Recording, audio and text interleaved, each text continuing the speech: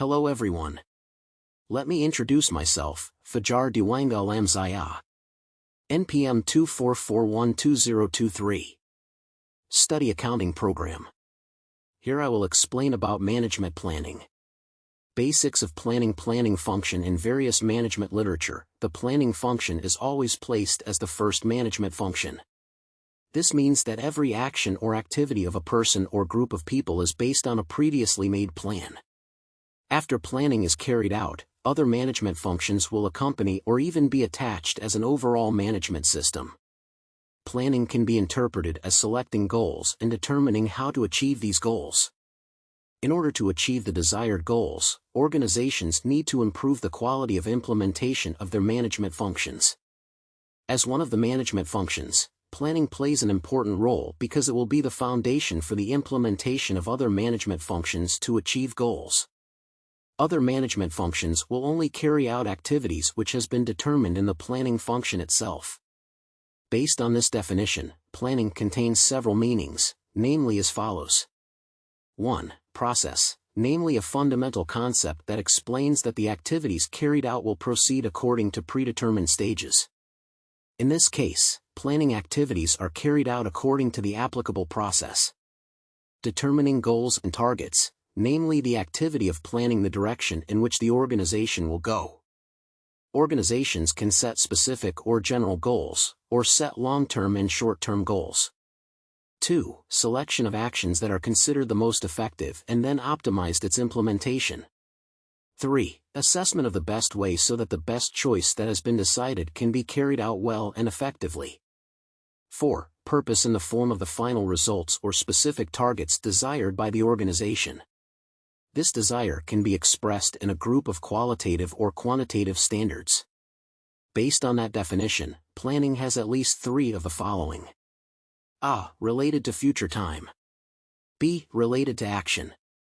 C. Has a series of actions in the future that will then be taken for planning requirements. Types of planning. Classification of planning can be done by based on time period, subject, scope and organizational unit.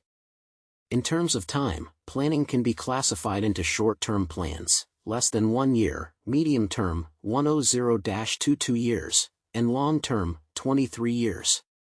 Judging from the subject, the plan consists of production, marketing, financial and human resources. Judging from their scope, plans are divided into strategic and operational plans. Meanwhile, if we look at organizational units, plans are divided into company, division, department and project plans. 1. Long-term and short-term planning. This grouping of long-term and short-term planning is based on the time period for which it is used. Both refer to efforts to resolve various problems in the future. Short-term planning has a period of 1 year or less and tends to be operational in nature. Meanwhile, long-term planning has a period of 5 years or more and tends to be strategic in nature. Classifying planning into short-term and long-term is quite difficult to do because there are differences in time periods between organizations. Another determining factor is the change from short-term to long-term over time. Operational strategic planning is long-term planning in an effort to achieve a strategic goal. The main focus is the entire organization. In general, strategic plans include allocating resources as well as setting priorities and ways to achieve strategic goals. Strategic goals themselves are usually set by top management, for example regarding the general goals of the organization. 3. Permanent and disposable planning. For disposable planning is planning that is only used and specifically designed for the fulfillment of various needs in unique conditions in response to various decisions, not programmed. Examples of planning can be observed from the company Vang want to expand its business. Disposable planning has the following types. 1. Budget, namely disposable planning that uses sources to run activity, project, or program that is usually expressed in numbers, either in the form of units, physical unit or monetary unit. 2. Project, namely a one-time plan that establishes a series of activities to achieve the objectives of a specific task and links the various activities to a specific time frame, performance targets and resources. For example, a company with a new warehouse construction program will carry out supporting projects in the form of determining the warehouse layout and attracting workers. 3. Program, namely one-time planning for a series of large activities. Programs may include goals, stages of achieving goals, policies, rules, and procedures. Approaches to planning. There are several approaches that can be used in preparing plans, namely as follows. A. Inside-out and outside-in planning approaches. Inside-out planning is planning that focuses on the things that have been done, but continues to strive to do the best OS. The goal is increasing organizational effectiveness and optimizing resource utilization. On the other hand, outside-in planning seeks to analyze the external environment and develop plans to explore opportunities and minimize problems. B. Top-down and bottom-up planning. Approaches in top-down planning. Top managers will determine broad goals and delegate lower-level managers to develop plans within these limits.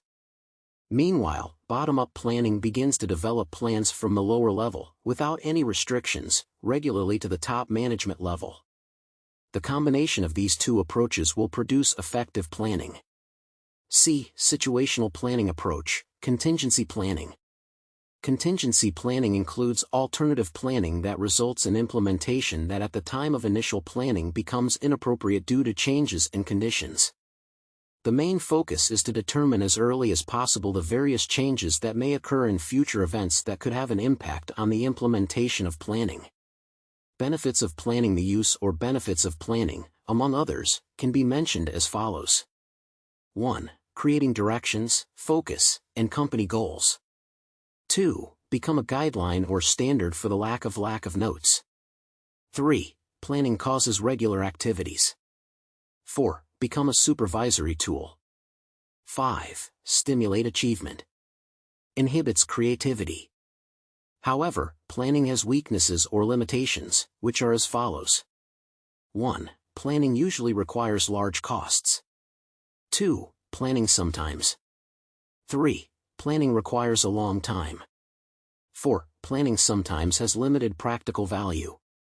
That's the explanation about management planning. Sorry if there are many errors in writing. Thank you for watching.